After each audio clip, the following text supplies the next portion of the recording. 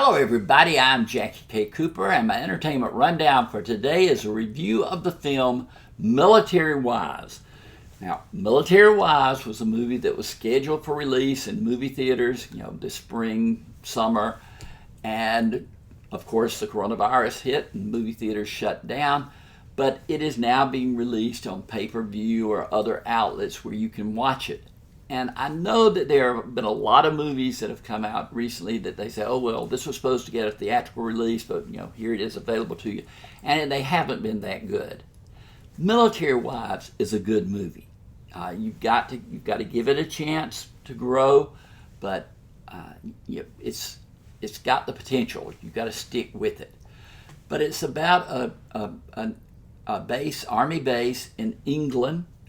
It's, doesn't give you the exact time, but the troops at that base are being sent off to Afghanistan to fight in the Afghanistan war. And this is about the women who it focuses on, who are left behind, and what their lives are like on this base community where they are. And Kristen Scott Thomas, really good actress, she plays the spouse of the highest ranking member of the group that is leaving.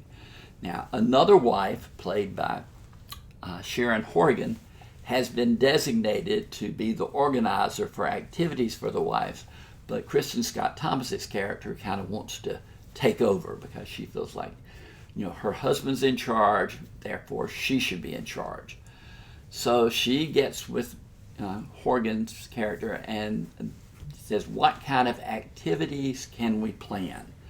And she says, Horgan says, well, we have a group that gets together for coffee. And she said, well, it should be more than that.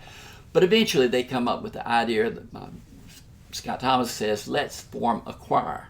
And Horgan says, let's call it a singing group. But they come together, the two women lead that. They get the wives who are interested to participate come together, and in this way it really reminded me of the film Sister Act, because that was all about getting a bunch of kids, disparate personalities, etc., together and forming a group that performed well.